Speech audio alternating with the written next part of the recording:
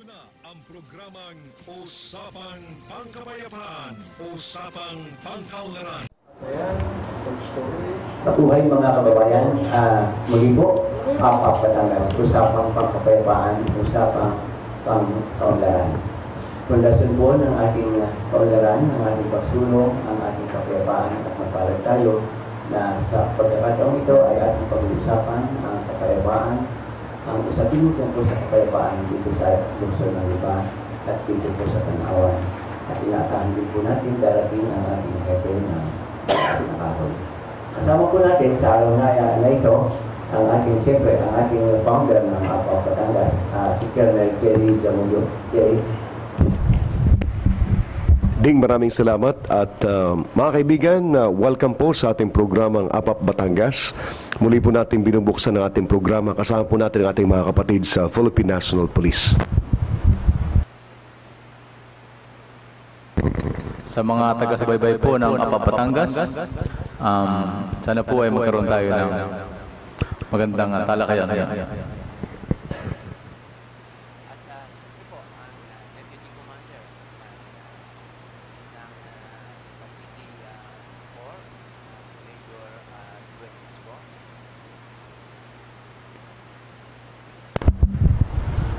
Ang inyo pong Deputy Chief of Police sa Lipa City Police Station, Police Chief Inspector Elpidio Dueñas, ay pinaabot po natin ang isang magandang hapon, lalo tigit ay sa pamunuan po nitong ating APAP Batangas, kay Colonel Jerry Zamudio, Mr. Fred Calao, sa ating kasamang opisyal dito, Police Chief Inspector Domingo, Police Inspector Torres, ang ating PIO, ganon din sa ating brother Ding Andal, First Lieutenant Alan Soriano, Staff Sergeant Oliver Damaso, at sa ating mga kasamang kapulisan, sa ating mga PNCOs, magandang hapon po sa inyo lahat. Ganon din sa mga nanonood sa atin dito po sa APAP Batangas. So, magandang tanghali po ulit sa ating mga taga-subaybay. Gaya po ng nabanggit kanina ng ating PIO, Mantoris ng Police Provincial Office, may mga recent incident po tayo sa Tanawan, which is naging, sabi nga nila, medyo na-highlight ng konti.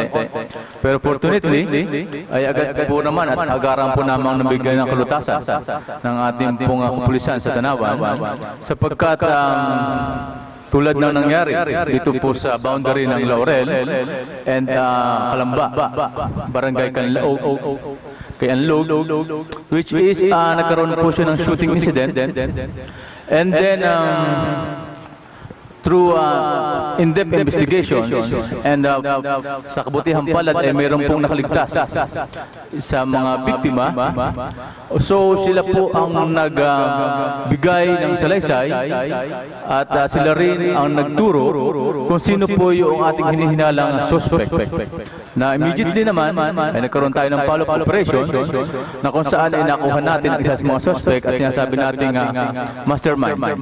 Then after that, kinabukasan, dahil sa masidihing pagnanais po ng ating kapulisan sa Tanawan, nabibigyan kalutasan agad. Ang problema is nagkaroon na tayo ng follow-up operation, at dito naman sa pangalawang operation na ito ay sa nakuha natin ang sinasabi nating trigger man.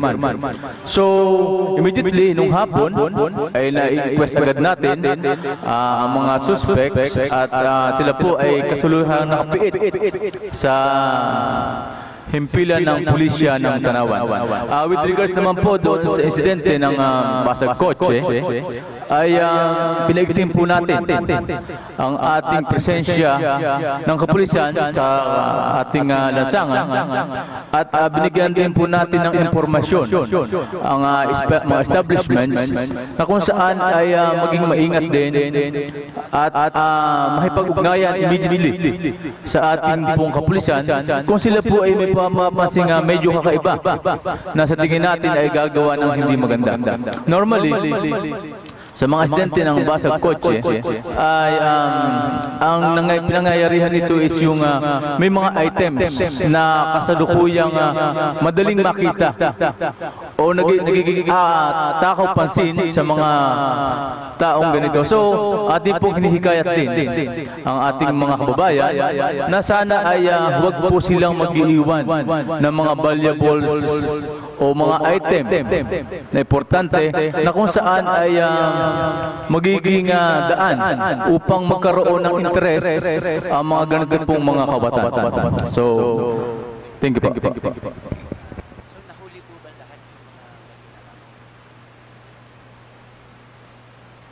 Yes, opo, nabigyan po ng nahuli po agad yung ating pong mga suspect doon sa shooting incident.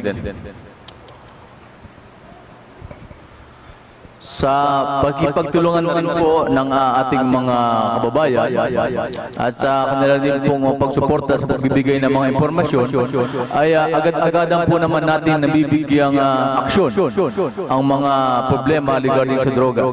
Where in fact, kung mapapansin po natin, may mga force multipliers pa po tayo dito sa Tanawan na kung saan ay kaakibat po natin upang maging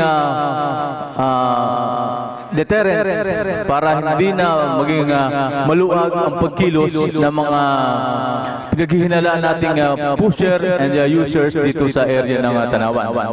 So ito po ay isang malaking bagay na kung saan ay nababagal, hindi na po sila nakakilos ng ayon sa kanilang kagustuhan sapagkat nahihirapan po sila mag-transport ngayon ng illegal drugs sa area po ng Tanawan.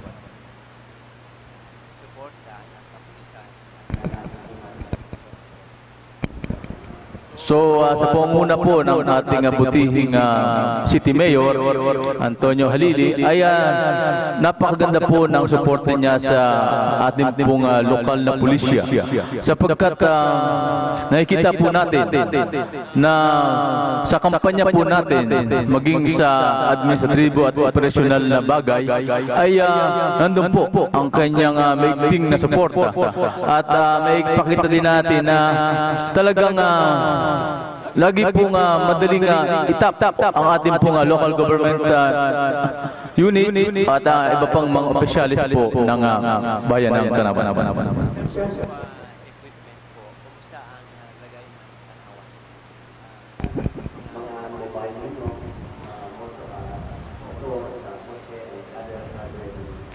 So far, with regards to our mobility and other equipments, masabi po natin na maayos naman, epektibo ang ating mga ginagamit ng behikulo o sakyan sapagkat kung mapapansin po ninyo, pagpasok po ng area ng Tanawan, ay ito po ay nakapwesto sa mga strategic locations. Kung ating po mapapansin, ang area ng Tanawan ay may 4 na pong barangay na kung saan ilang munisipyo ang nakapaligid. So, dito po sa mga lugar na kung saan estratehiya, ay doon po natin makikita ang ating mga mobilities plus yung ating mga police presence.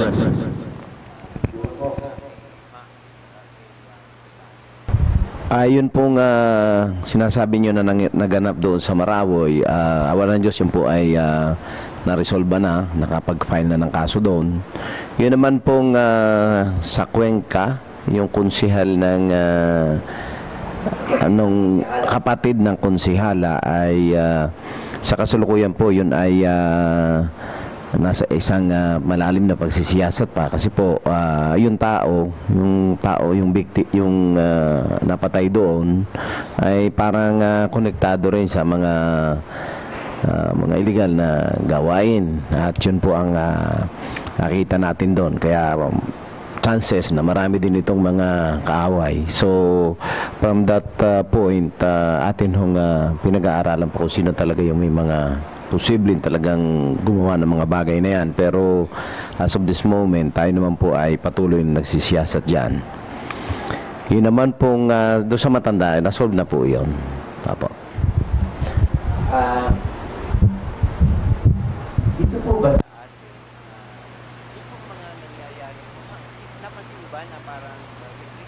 parang nagkakaroon sa mga even sa mga mall ay nagkakaroon ng mga budol-budol yung mga tao ay naluloob sa mga mall. Yan nangyayari po sa mall, unang-una. Yan po naman ay tayo may mga security guards diyan. At sa kabila po noon, tayo ay yung public awareness po hindi nawawala sa ating kapulisan na tayo ay naglalagay ng mga babala.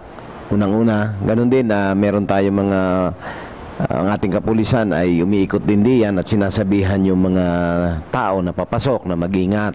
Dahil po talagang may mga nangyayari sa ganyan lugar. Unang-una ay alam naman po natin lahat na Lipa ay napakadami na ng ating mga tao. At sabi nga po ay malaki din ang nagagawa ng ating mga force multipliers. Ganon din ang ating komunidad. Kaya ang karamihan dyan ay nare-resolve. Pero meron din pong mga nakakalibre at yun pong mga ating pinapalo up. Opo. Hindi naman po, siyempre, ang ating mga kapulisan ay, yun nga, limitado tayo sa bilang, gumagamit tayo ng ating mga force multipliers. Pero ganun pa man, ang unang-una po namin talagang ang aming nilalapitan niya, unang-una yung mga guards po natin. So tayo po ay mga 300,000 tao dito sa Lipa. Oo po. Ano po ba ang pulis natin dito? Mahigit na po tayong 160. 160, apa. Kamusta po ang distribution naman? Ano po ang distribution ng Tayo po ay nababahagi po yan sa office personnel, mga investigador natin, sa intelligence personnel. Tayo po ay merong 6 na police assistance center at yan po ay evenly distributed within the city. Ganun pa man, ang ating po namang sasakyan ay isa ngayon dahil sa kabila po ng yan ay tatatlo ngayon. Tayo naman po ay maraming mga motorsiklo at yan po ang nagiging tulong ng ating motorsiklo. Tinutulungan po yung ating 3 sasakyan sapagkat nag-back down nga po yung ating isang mobile car. So, yan nga po, sa tulong natin, tapos yung deployment natin, ay di yan po ang gumaganap dito sa ating lungsod. Mga ilan po ang ating motor bike? Ang amin po diyan, 10 po yung ating ginagamit dyan. Apa. Yun pong mga pack bases, ang iba yung hindi ma-occupy ng ating mobile, yun po ang ginagamit ng mga kapulisan. At maidugtong ko rin po, yun po namang mga pangyayari katulad ng mga inaakyat na bahay. Talaga naman pong mostly ay talaga naman pong looban. Kung kaya ang ating kapulisan, ay yun naman po ay kadalasan ay talagang confined sila, may mga bakod sila. So siguro po yun nga ang aming concern din, edi madagdagan pa kami ng mga taong ng komunidad na magbibigay ng mga tamang timely information para po lalong mapaigting natin ang ating intelligence dito po sa lungsod ng Lipa. At sa mga kotse, parang marami po kami nakita yata doon sa harap ng pulis car. Ito ba'y gumagana? Ang dalawa po doon ay hindi na, beyond repair na. At siguro po, kumustahin ko na rin siguro yung kumusta naman ang suporta ng local government sa atin. Ayos naman po. At yun nga lamang pong sasakyan ay karaniwan po naman ay yung ibang bayan na bibigyan din ng ating PNP. Kaya nga lamang kami ay hindi pa napapa-schedule. Ay di yun po naman sa city, kung kami po ay bigyan, ay di mas lalo po maganda. At kami naman po ay may mga representasyon sa kanila. Opo, nagre-request po kami.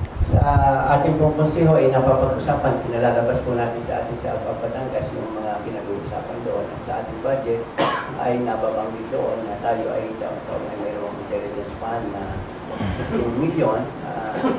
And maliban doon ay may mahigit isang kalahati o 2 milyon na tayo ay nakalaan para sa yung 16 million ay intelligence fund at 1.5 million ay MOE para sa police. Siguro po, pwedeng sagutin natin yan pag babalik natin at tayo lang po ay magpapahinga sa So, yun po, doon sa mga usapan tungkol diyan sa budget, ay, paano po nakakatulong sa ating kapulisan? Meron tayong mga 16 million fund, intelligence fund, at saka mayroon tayong 2 million ba, 1 million at kalahati sa MOE na galing sa city. Yun po ba ay paano na gagamit sa ating kapayapaan? Siguro po kung yung aming mga representasyon sa kanila, yung mga request namin ay mabibigyan kami ng sapat na halaga, siguro po magkakaroon na kami ng mga sasakyan na maaari naming magamit. Opo. Parang ang mga konsyehal po ba ay lahat ay may score? Lahat po ng government offices ay mayroong mga score? Ang amin po, nakadetail po namin yung yung paglalo malakad po ang City Hall po meron. So, paano po ang distribution natin ng kapulisan? Ito po sa 160, ano po ang distribution natin? Ayun naman po ay kung may mga lakad laang ang ating sa City Hall, yun po ay sa patrol po iyon, mga dahil alam mo po naman natin na limitado nga ang kapulisan, hindi na natin mabibigyan ng sadyang yung dinadala nila sa bahay. So, pag may mga pangangailangan po na security, di nagpapadala po. Apa. Wala po akong namang pagkaalam noon. Di ganun din po pag may talagang may mga lakad at o kaya po may approval po ng galing po sa Krame, pong ating PSPO, edi sila po ay meron. So siguro,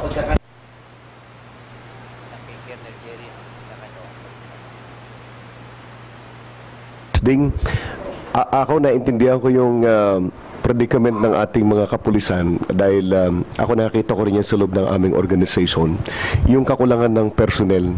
And sa PNP, ang malaking problema sa kanila, yung shifting nila is 3 beses kayo, di ba? 3 beses yan. Kaya kung mayroong 160 divided by 3 yan. So, effectively, ang nagagamit mo sa isang araw, yung 1/3. Dahil dinivide mo sila sa 3.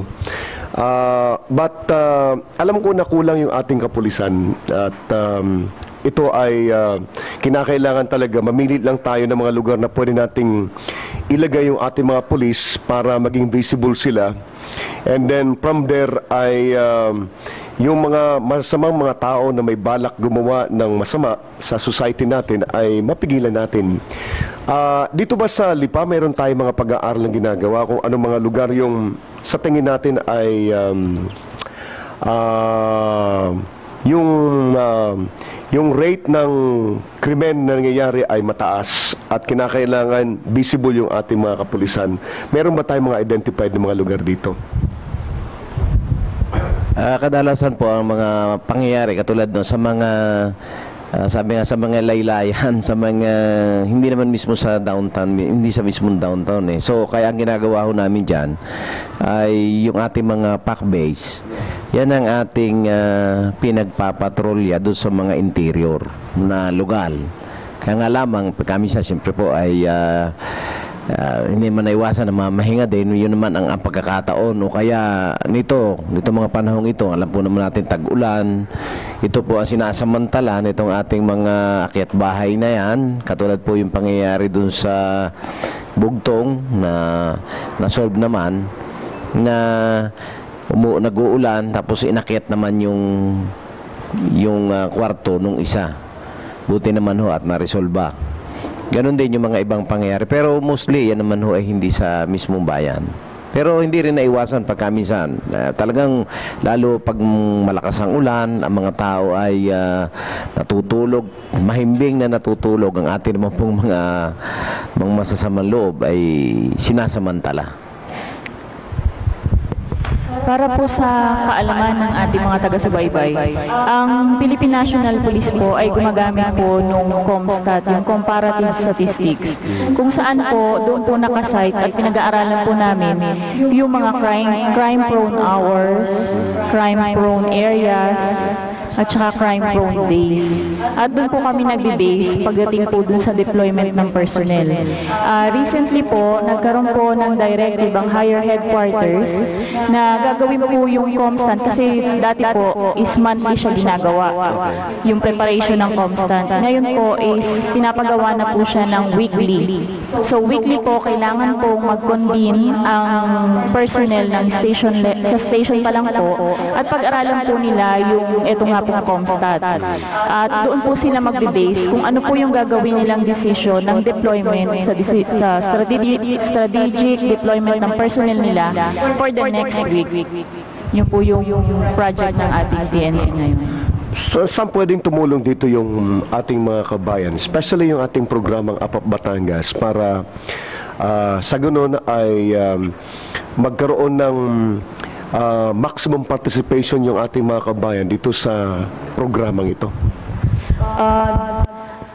Meron po ang PNP na ino-organize sa mga grupo po sa ating mga barangay.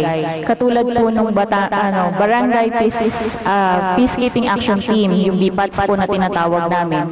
Ito po ay hinihikayat yung ating mga kasamahan sa community, yung ating mga kababayan, na mag-participate po sa law enforcement, sa search and rescue, sa environmental protection. Bali, anim po yung aspect na yun eh. Tapos dun po makakapag-contribute po sila. Pagdating po sa law enforcement, inaasahan po namin na yung mga makukuha namin miyembro dito is tutulungan po tayo sa crime solution natin.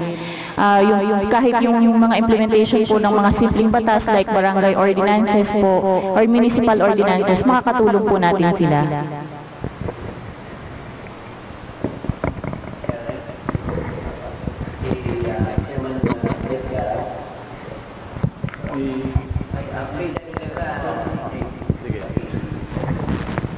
So, in addition po doon sa binanggit ng ating PIO, so, kaya na nabanggit niya yung crime trending. So, nagbabago po kasi yan weekly. So, yun ang ginagawang aspeto ng ating local police kung paano natin ilalatag o gagawin natin ng paraan yung deployment plan natin. So, kung mapapansin din po natin sa pag-deal natin sa isang community o sa isang lugar o sa isang city and municipality, iba po ang volume ng population during daytime and during nighttime.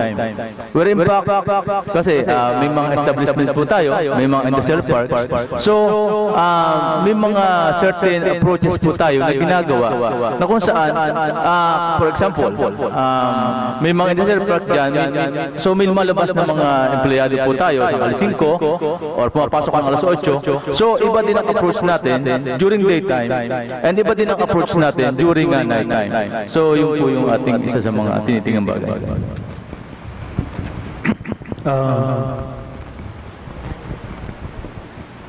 Magandang gabi po sa mga manonood. Ito lang po nitong po nagdaan, pinasok po tayo ng Bagyong Glenda, no? At tumagal ang mga brownouts. Hindi dito sa Lipa matindi. Ano po kaya ginawa niyong paghahanda sa dito nagdaan na tumasubang ang krimen natin during ng brownout? At ikalawa po, nabanggit po ng ating deputy sa Lipa na parang kulang po yata ang sasakyan. Paano po kaya makakaikot kung let's say mahaba ang brownout at kailangan mag-responde ka at nagkaroon ng krimen sa isang barangay, kailangan makarating agad ang kapulisan, lalo tigit at may akyat bahay, hindi naman madilim, kulang sa kagabitan, kulang sa flashlight, iba't iba pa. Paano kaya makakaresponde agad ang ating kapulisan sa ganyang pagkakataon? Di sa ganyan pong pagkakataon, bukod doon sa aming mga motorsiklo, tsaka yung 3 mobile cars, di yun po aming sariling sasakyan ay nagagamit na kung minsan. Dahil po yun po ay talagang calling na dahil judgment call, dahil nandyan na ang problema, brownout. So tayo ay umiikot na din para sa ganyan mapangalagaan natin yung ating nasasakupan.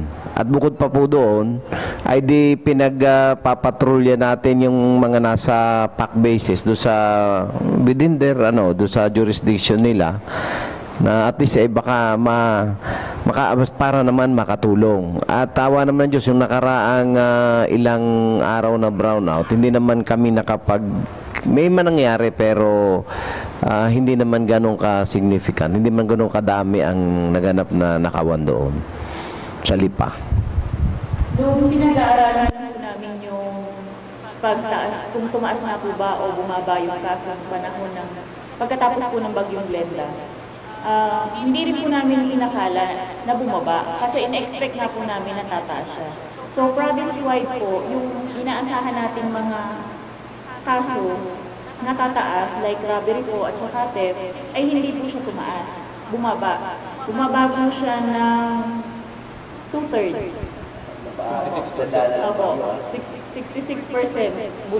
Ibinaba po ng crime incident natin pagkatapos po ng bagyo. Siguro nakatulong din po yun kasi wala ng kuryente, so yung iba po na lumalabas ng bahay para mag-happy-happy sa gabi, na nauuwi sa gulo, is yun na po lumabas, na-stay na lang sa bahay. At yun nga po, imbis na iniisip na nila na may mga mangyayari pagnanakaw, kaya imbis na lalabas sila at magagala, ay nag-stay na po sila sa bahay at binantayan na yung properties nila. At saka yun nga lang po, hindi talaga maiwasan yung mga motor po. Yun yung marami lang po na theft incident na left unattended yung mga motorcycles natin. Nabanggit kanina na parang kulang tayo sa tauhan, ano? Kumusta ho ang recruitment naman ng kapulisan? Yun nga po, pagdating po sa recruitment, yan po tayo may problema kasi marami pong nag-a-apply, pero konti lang po yung qualified. Pwede nyo pumasok po sila sa marami po kasi mas proseso, mahaba po yung proseso. So meron po silang eligibility, mag-a-apply po sila, kaso pagdating po sa physical o sa neuro, doon po sila nalalagyan.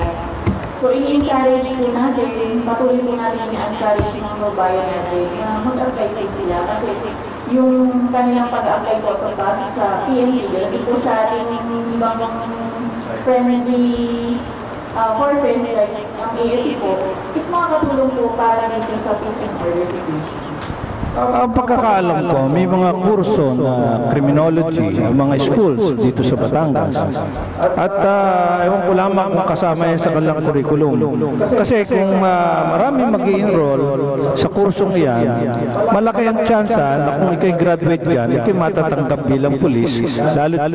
At kung ikaw ay physically fit, palagay ko naman walang problema. Opo, totoo po yan. Pero hindi naman po kasi limited yung pagpupulis o yung pagpasok sa PNP sa course ng criminology. Open naman po tayo any course. Basta subject na or more. 4 years and above. Itong aking sunod na katanungan ito sa hepe ng Tanawan. Nung huling ma-interview si Mayor Halili ay pinagmamalaki niya na ang Tanawan ay pumapasok sa mga mga businessman sa dahilan na meron siyang mga mobile, mga motorsiklo o na nandun sa nakita ko personally yun na magpunta ako sa City Hall ng Tanawan. Sa madaling salita, kung maghahanda ang isang LGU at gusto niyang pumasok ang mga negosyante sa kanyang poder, dapat ay pinaghahandaan na niya yung peace and order. Sa madaling salita, kailangan kasama yung sa planning ng isang LGU na dapat pinuprovide mo ng mga gamit o para mapuksa ang kriminalidad sa iyong bayan. Itong sa Tanawan, nakita ko mismo na nakaparada doon sa City Hall yung mga sasakyan na iikot sa mga barangay sapagkat pinopromote niya na maging business friendly yung kanyang bayan. So, totoo po yan na sa city ng Tanawan ay ang isa sa objective o isa sa vision ng ating pong butihing alkalde is magkaroon ng maraming negosyo o maraming investor na pumasok sapagkat kaya inuna niya, isa sa mga priority projects niya is yung peace and order. So sapagkat alam po natin na kalakip ng development ang dapat ay nauna ang security and safety ng mga tao at ng mga investors. So ganun na lamang po ang adhikain niya na palakasin ang ating pong kapulisan at ang ating pong mga force multiplier na kung saan ay nakakatulong po sa pag-maintain ng ating kapayapaan. Okay, satisfied, Chairman Ben? Satisfied, fully satisfied. Okay, ang magtatanong naman po ay bulog ng langit galing sa Air Education Training Command, Colonel Villarreal. Magandang gabi po sa inyo lahat at sa ating mga sadyang nakakatuwa pong pakinggan at marinig sa ating mga kapulisan na pagamat sa kabila ng kakulangan ng kanilang bilang ay nagagampanan nila o nasolusyonan yung problema natin sa kriminalidad. Pero ang gusto kong marinig ay pwede bang i-update niyo naman kami tungkol sa insurgency. Talaga upang nawala ng insurgency dito sa Batangas. Kaya meron ba tayong report? Okay. Simula po nung inactivate po yung Task Force Calababa, hindi na po kino-consider na insurgents etong dating kalaban natin. So, kino-consider na po siya as common criminal elements po. Kasi kung i-base daw po sa kung base po dun sa mga records, ay maliit na po yung kakayanan nila na gumawa ng armed struggle. So may mga ganun po. So, anong solusyon ang ginagawa natin sa kanila? Meron pa ba? Sa liit nila, hindi na lang pinapansin yan. Hindi po, patuloy po na pinapansin ito. Katulong pa rin po natin ang AFP, ang Air Force po. So, yun nga lang po is dati po kasi sila po yung nangunguna pagdating dito sa ganitong bagay. Pero ngayon po kasi is naging PNP na po. Tapos naging support po sila. So, partners na po talaga yung PNP at saka AFP. Dito po sa Calaba, Cavite, Laguna, and Batangas po. Naintindihan ko po yun. Ang gusto ko lang kung ano yung programa natin at paano tayo sinusuportahan ng AFP. Ano ba sila parang consider as parang force multiplier na sila o meron din silang sariling pero ang alam ko wala na yan, support na sila sa kanya. Binigyan na talaga totally ang responsibility na. Yung pagdating po sa mga operation po, sir, sa like prophylactic patrolling, joint na po ang PNP at saka ang Air Force po natin dito sa Batangas. Tapos pagdating naman po dun sa mga civic actions po, yung mga CMO po sa AFP, is partners na rin po sila. So, dalawa na po silang gumagalaw actively pagdating dito sa ganitong problema. So, yung mga nakaraan na for the week, wala tayong nakitang galaw o pagkilos ng kabila? Mga protest lang po. Sa white area? Opo, white area. Siguro gusto ko rin marinig yung side naman ng military. Retard na talaga, sir. Sir, magandang gabi po. Sa ngalan po ng aming commander na si Lieutenant Colonel Cesar Lubaton. Si First Lieutenant Akas Soriano, magandang gabi po sa inyo lahat. Regarding, sir, sa natanong nyo kay Police Chief Inspector Torres. Meron na yung task force Calaba o nung na-organize ng task force Calaba, nagkaroon po ng observe ang AFP at PNP na pagtulungan ng insurgency dito sa Batangas. Masaya naman po yung nangyari. lahat po ng mga activities namin sa Operation Man at sa CMO is nagtutulong po ang AFP at PFP dito sa Batangas. Ang IPSO, sir, pwede na po ba yung sagot ko na yun, sir? Okay na. Gusto ko malaman na ano ba, lalo ba silang humihina maging white area o red area? Yeah. Sir, as my concern, sir, wala na sir kaming nakikitang mga sighting, sir, dito sa area sa Batangas. Galing sa unang schooling, career report ko lang, sir, last week. Yung huling sighting, sir, na nabalitaan ko is almost mga 2 months, mga 3 to 4 months ago kasi. Kaya lang, sir, very minimal na, sir. Dito, sir, sa area ng 714, dito, sir, masabi sa area ng 730. Tanong ko lang kay PIO. Last time kasi namin ito nag-operate yung 730 dito sa area ng Mount Patulaw. Kasi nagkaroon ng sighting kasi Patrol siguro. Regular na po kasing ginagawa natin yan. Yung meron po kasing nire-require sa atin ang higher headquarters na 3 type po ng patrolling. So yung isa po is yung prophylactic, which is nagre-range lang po siya ng 3 days. Tapos yung hindi ko na po matandaan kung ano po yung tawag dun sa dalawa. Pero regular na po kasi yan kasi may numbers po kaming hinihit. Kailangan namin ma-meet po yung required ng higher headquarters. At saka yun nga po, prevention na rin po na wag nang magkaroon. Wag na silang lumakas sa area natin. Just in case na kami may matunugan at kami may pwedeng ikaso. Opo, regular conduct po ng patrol. Hindi yun na. Hindi lang pwede mong ikaso sa kanila.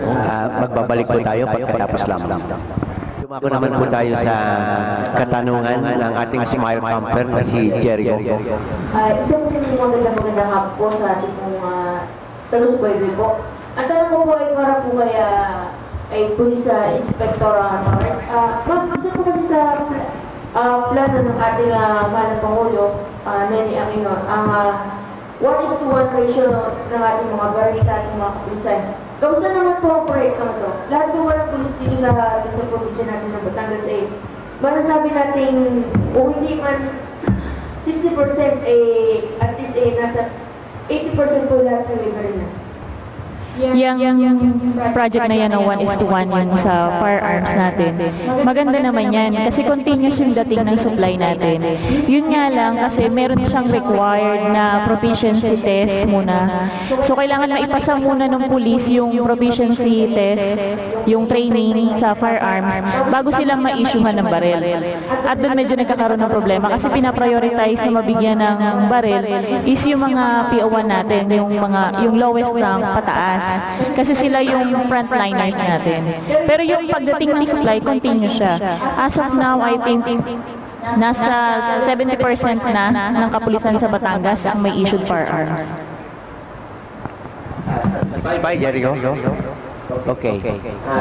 Dako naman po tayo siguro. Dako naman po tayo ngayon sa update ng 748 Combat Group, Alan. Yes, sir. Ang 740 Combat Group po ay naging busy nitong nakaraan linggo. Katulad nung nakaraan Sabado is nagbigay ng manpower assistance ang 740 Combat Group sa Batangas City Dental Chapter sa pamumuno ni Dr. Maria Jorenton Pagabe. Ito ay kanilang induction. Kaya naman namin nabigyan sila ng ganitong manpower assistance dahil itong Batangas City Dental Chapter is aming partner sa pag-deliver ng free dental service sa kasasakupan ng 740 Combat Group. At nagkaroon din po ng clean-up drive ang 74 First Combat Squadron dito po sa Barangay Gisgis sa Sariaya, Quezon. Then, after SONA, ang ating mga sundalo sa 744 Combat Squadron sa Rosario, Batangas is nakipag-coordinate sa pulis, nag-participate dito sa hepe ng Padre Garcia at nagkatak din sila ng checkpoint sa Barangay Lipahan sa San Juan, Batangas. Ito po yung boundary ng Quezon at ng Batangas. Then nagbigay din ng security assistance ang ating 742nd Combat Squadron sa Batangas City sa kanilang Subian Festival. Then, noong 31 naman, ang 740 Combat Group ay nag-participate sa Medcap sa Bohol National High School sa Tarawan. Nagbigay kami doon ng manpower assistance, security assistance, at saka transportation assistance kasi yung mga estudyante from Annex Bohol National High School ay dinala namin sa main building ng Bohol National High School. Ang mga doktor at dentista dito sa Medcap na ito ay galing pa ng headquarters 2nd Infantry Division sa pamumuno ni Major Modina at saka ni Major Sangkayan ng Dental Dispensary. Iyon po yung mga naging activities ng 740 Combat Group for the past week. Sir, may tanong lang sir ako sir sa dalawa nating medicine. Sir, operational po ba yung Peace and Order Council natin sa Lipa at saka sa Tanawan? Okay, nung nagko-convene naman yan monthly. At doon nga tinatalakay natin yung mga nagiging problema at ganoon din, nagbibigay sila doon ng mga feedback kung ano yung maitulong nila. Sa Tanawan, tuloy-tuloy din po nagkukonbine ang ating BPOC and then tinatalakay natin yung mga programs natin at saka yung mga bagay-bagay pa na concern with peace and order. Thank you very much, sir. Ang ano lang po is gusto po sana mag-imbitahan kami sa Peace and Order Council. Kasi ang ano po ng Peace and Order Council is merong member din po ang EOT para makapag-share din po ng mga projects na mga programs ang 740 sa Makakaasa po kayo at inform din natin yung pinaka-chairman ng Peace and Order Council kung sino po ang chairman sa Sangguniang Panlungsod. So, kay Major Dueñas, mayroon suggestion ang ating si Lieutenant Soriano ng 748 Combat Group, total PNP naman ay kapartner ang 748 Combat Group ay palagi ang kapartner ng ating PNP. Doon daw po sa meeting ng ating Peace and Order Council ay sila ay ma-invite. Okay po. Sasama namin po sa. At tayo sa nakakasama tayo ng ating mga regional offices sa pagbabalangkas at pag-uusap tungkol sa mga plano ng gobyerno dito sa atin sa Calabarzon. At palaging siyempre on the national level mayroon tayong tinatawag na mga operational plans. Paano po ba ang ating plano sa PNP na pinagbabatayan ng mga programa, mga activity ng ating kapulisan dito sa ating local? Ang Philippine National Police po ay mayroong PNP Patrol Plan 2030. Ito po ay in relation dun sa Integrated Transformation Program based sa Performance Governance System.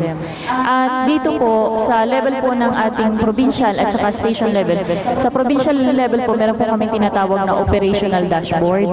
At sa police station naman po ay tactical dashboard. Ito po, parehas po na itong dashboard na ito, ay dito po nilalagay namin yung mga activities namin na mag-a-address sa law enforcement, sa public safety, at sa crime prevention po.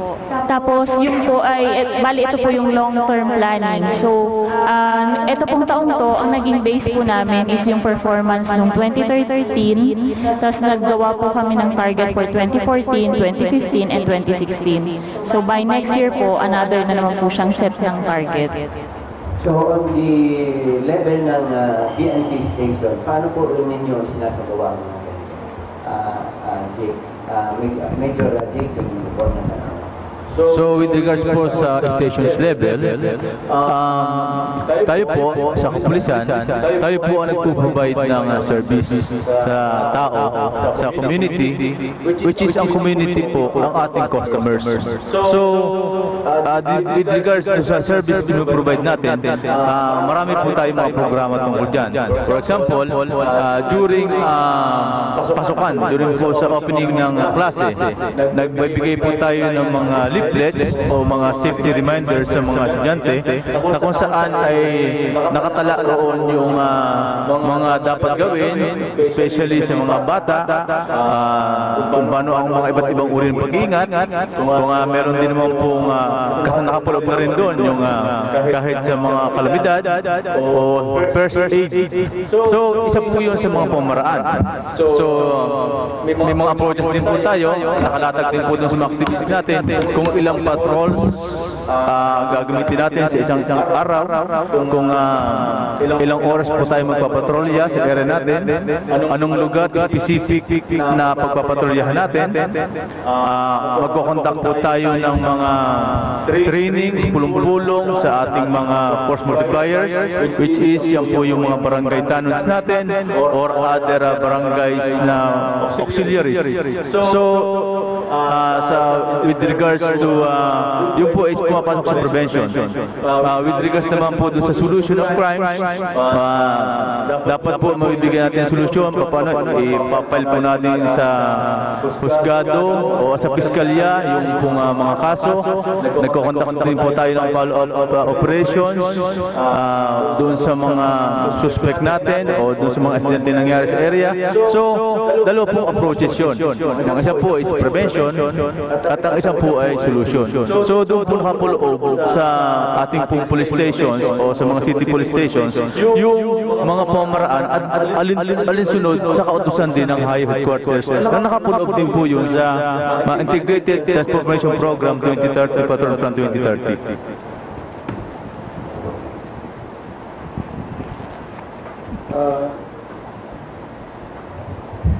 Nabanggit po nyo kanina na para maging effective ang inyong trabaho bilang pulis at pangangalaga ng peace and order, paano kaya ang sistema na halimbawa yung sa mga kailangan ninyo, paano kayo humihingi ng o nagre-request? Kumbaga under ho ng LGU o under ho ng PNP mismo. Sapagkat para maging effective ang isang kapulisan, kailangan kumpleto siya ng pangangailangan niya.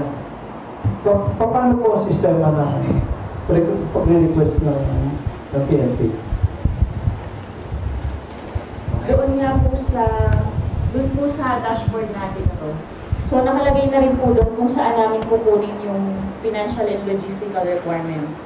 Meron po doon naka-specify na from PNP, yung galing po mismo sa national.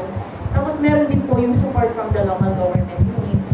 At ganoon din po, meron din po yung mga pwedeng ma-solicit or manggaling sa mga organizations na willing sumuporta. Or katulad po kasi ng mga programa ng PNP pagdating po sa yung mga feeding programs, marami naman po tayong mga nagiging ka-partner dyan ng mga civic groups. So, yun po yung nakasite po dun sa ating dashboard, sa dashboard po ng PNP, kung saan manggagaling itong mga pondo. Sa kasalukuyan, ilang porsyento na sa inyong pangangailangan ang ibigay sa inyo? Nakakatuwa pong sabihin kasi kahit wala po itong, kasi simula pa lang po nitong PNP Patrol Plan 2030, is nami-meet naman po yung requirements ng station. Salamat po sa suporta ng local government units at ganoon din po ng mga ibang community stakeholders na nakakatulong po natin sa iba't ibang proyekto. Yun po. So, sa ngayon po, maganda naman po yung tinatakbo, pero patuloy pa rin po na nag-i-aim ang Philippine National Police na maging mas aware yung community na lahat po ng programa na ipapatupad namin or gusto rin namin i-plano or ay hindi po magiging successful kung wala po yung partnership with the community. Katulad na lang po sa crime prevention, ang unang-unang pong kailangan mag-iingat is yung may katawan. Tapos, so kailangan po nilang maging aware dito sa mga ganitong bagay. Kaya po, patuloy din po yung mga bigay namin ng leaflets ng crime prevention. So, kumusta naman po, Major Chief Inspector Dueñas, ang inyo namang ginagawa dito sa ating salipa? Mayroon din po ba kayo ng prosesong gaya na sinasabi nila Major J. Domingo. Yan po ay sa lahat ng istasyon, meron po talaga kaming kami sinusunod yung Patrol Plan 2030. At unang po sa lahat, kasama nga doon yung wise use ng ating resources, whether it is from the city government, from the NGO, para mga tumutulong sa atin, at from the PNP. So, yan po ay naka-indicated do sa ating ginagawang dashboard na magkano ang magagamit nito sa isang activity. At sa ngayon po, katulad din ng iba pang mga station, katulad po sa Lipa City, may mga ongoing activities kami na ito naman po ay balik kasama na rin yung kung sa AFP, yung civil community, yung community, military operations, parang ganon. Dahil katulad doon nito, meron kami yung mga supplemental feeding, at yan po ay sa pakikipagtulungan din ng ating mga, yung mga NGO at saka ilan natin mga elected officials na siyang nagpo-provide ng mga pwedeng maitulong nila. At ganoon din yun po kahit po doon sa aming sa resource management, kahit na ho yung mga konsehal natin o mga ibang mga NGO nagbibigay din ng kahit mga computer sets para naman sa istasyon. Ganoon din ho ang kapalit naman ho niyan para kami nga ay matulungan ng itong ating mga force multipliers na sinasabi. Tayo po ay meron noong katatapos lamang po namin yung Barangay Tanod Enhancement Seminar na ito po ay ginagawa namin dito. Klinaster namin po yung mga barangay natin para sa gayon sila ay mapag-ibayo pa yung kanilang kasanayan sa mga gawain ng isang Barangay Tanod. Yan po. Tapos meron din ho tayo ng mga drug awareness seminar na kami po ay bumibisita din sa ating may mga scheduled dates kami. Itong ating Police Community Relation Officer, kasama rin ako. Pang sa gayon ay makapagbigay kami ng mga puntos para sa gayon mga bata ay makaiwas at huwag maging biktima nitong mga ganitong mga pangyayari. At nito nga pong isang gabi noong July 31, sa pakikipagtulungan na din po nitong ating mga barangay tanod, ng city officials natin, mga barangay captains, ay nagsagawa po tayo ng ang tawag po natin yung Oplan Sagip Anghel. Ito naman po ay ginawa upang itong ating mga kabataan na mga palaboy, ito poong sa gabi nagiging problema. Kuminsan sila yung nasasangkot sa mga pagnanakaw, ganyan, yung mga pag-uumit, tapos mailayo sila sa prostitusyon. Ganon din doon sa mga paggamit ng mga pinagbabawal na katulad po ng mga rugby, mga pagsinghot ng rugby. So, ang ginawa ng ating city officials, ganon din po ng ating kapulisan, ay sila po ay ating inimbitahan yung mga bata doon sa istasyon at atin pong itinurn over doon sa DSWD. Sa ganung paraan, yun pong may mga magulang ay inobliga po namin na nung ating DSWD na sila ang kuhanin nila yung kanilang anak at pinangaralan din, binigyan din ng kaunting ayuda ng ating city government upang sa gayon ay mas lalo nilang maalagaan yung kanilang anak. At yun naman pong mga walang sadyang palaboy ay nasa DSWD, sila yung nangalaga. At yan po ay isa sa maliliit na pamamaraan ng ating kapulisan na upang sa gayon ay magkatulungan at mailayo ang mga bata sa kapahamakan at pagkabuyo doon sa mga pinagbabawal na gamot. Ito po. So sa mga programa ninyo ay laging kaakibat at involve ang ating barangay level. Opo, ganun nga po. Kaya siguro kung tayo ay kung ating mga kababayan ay nais na umalalay para sa matulungan ang ating pagpapanatili ng ating kapayapaan, ang ating barangay at ang ating kapulisan ay siguro po dapat natin mamasdan at sila ay matulungan. Siguro, pwedeng dumako na tayo sa update ng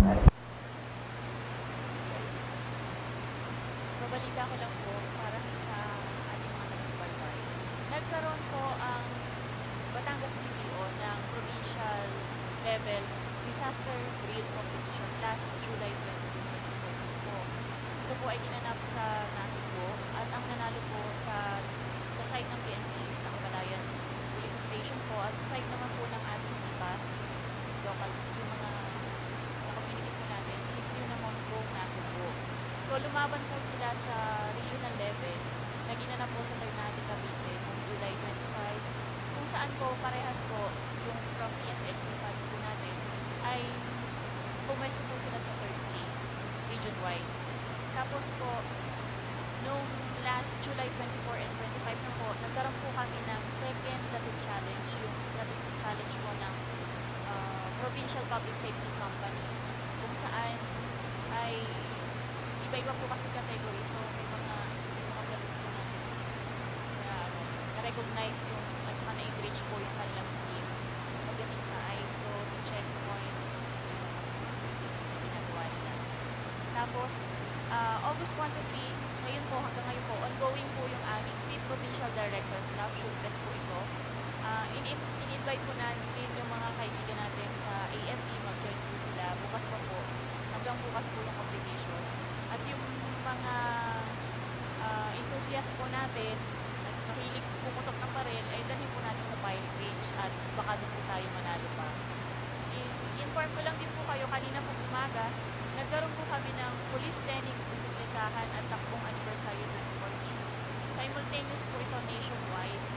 So kung saan po yung mga kapisan po natin is nagkaroon po sila ng mga taibo, zumba, nagbisikleta po sila at tumakbo para nga po dito sa inaano po natin ito yung dating hataw ng PNP na kung saan inaano natin na maging maganda physical team and mental team at mga kapisan.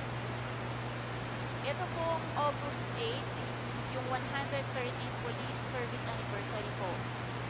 Pero ang Batangas PPO po gaganapin po nga ito ng August 7. So ini-invite po natin yung mga kasama natin. Meron po kami Police Got Talent. So kung gusto nyo po manood sa gabi po ito ng August 7, punta po kayo sa Camp Miguel Simal Bar, Batangas. Tapos, ipaalam ko na rin po in advance, ang Batangas PPO po is mag-receive ng award regional level po on August 6 at sa national naman po sa Grammy po on August para din po sa crime solution kasi may mataas po crime solution Batangas, pero pagdating po dito sa yung sa regional level is parang takbo po ay apat po yung award po natin. Congratulations po sa ating provincial director, police senior superintendent Jerry Camaras dahil wala po siya. At ganun din po ang ating mga kapartners sa yung recruitment po is tuloy-tuloy po tayo. Kaya dapat na po tayo sa participants. Kasama nito sa papunahin natin naman.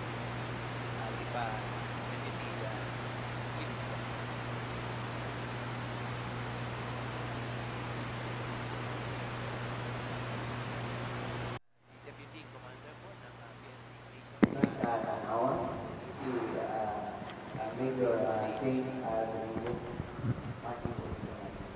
So sa ating po mga taga-subaybay,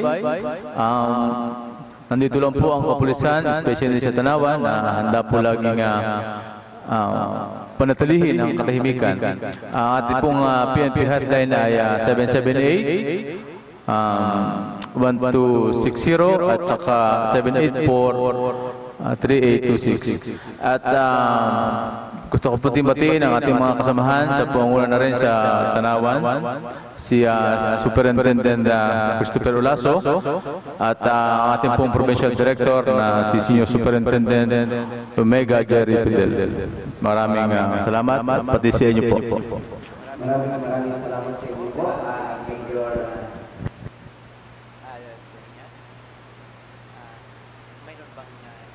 Hindi, ulit kasi nila-capture kanina. So hindi na-capture yung so ulitin natin. Muli maraming salamat po sa pag-imbita ninyo sa amin dito sa APAP Batangas. At umasa po kayo na ang ating kagawaran ng pulisya dito po sa Lipa ay laging nasa inyong likuran upang panatilihin ang katahimikan at kaayusan ng ating lungsod. Ganon din, pinaabot ko ang aking pagbati sa ating Chief of Police, Police Superintendent Jack Malinaw Jr., sa aking mga kasamang mga pulis na Lipa. Ganon din po sa ating City Mayor, Maynard Sabili, at sa Sangguniang Panlunsod, at mga barangay captains sa nasasakupan ng bayan, ng lungsod na Lipa. Maraming pong salamat. At maraming salamat po sa inyo, Deputy Commander, Major Jones po, at bali Police Chief Inspector at sa Cabinet Chief Major, again, Police Chief Inspector Jane Domingo. Salamat po sa inyo na maliksik pagtulog sa ating bayan. Inspector Maan Flores, at maraming salamat po dito sa ating Provincial Police Director Omega kay Red sa patuloy na ugnayan po ang partnership ng Batangas. Pagkakataon po ito ay nais ko pong adayakan ng ating kababayan na ating masdan hindi lamang para pansinin o bulaan sapagkat sila po ang ating big brother sa mga sila ay service provider sa atin sapagkat secure ng ating kapayapaan. Ang kapayapaan ay talagang nakalatag at nandiyan upang tayo ay makapag-perform ng ating activity tungo sa ating pagsulong ng komunidad. At ang mga bahagi po, kaya ng mga nailahan ng ating kasama dito sa ating isa, ay nagpapakita na marami tayong pwede sa mga partnerships dito, mga nalaman sa kanya, yun po ang ating iba, kasi pwede at maalalayan ko ng isa, ay paandar na pa atin. So, sa ating mga kababayan, ay Senior Inspector Jack Malinaw, at dito po kay Chief Superintendent Jack Malinaw, at dito po kay Chief Inspector Duenas po. At dito po naman sa ating PNP, kung ibig ninyong magpag-ugnay, mayroon po silang Facebook account na po ay Batangas PNP PIO. Sa Facebook po ay Batangas PNP PIO. At ang Twitter ay yung po Batangas PNP at Batangas PIO. Twitter account po ng ating police, Batangas PNP at Batangas PIO. Maraming salamat po. Ang ating kapayapaan ay responsibilidad po ng lahat. Partnership ng mga mamamayan natin. Mabuhay po kayo. Audio Jungle.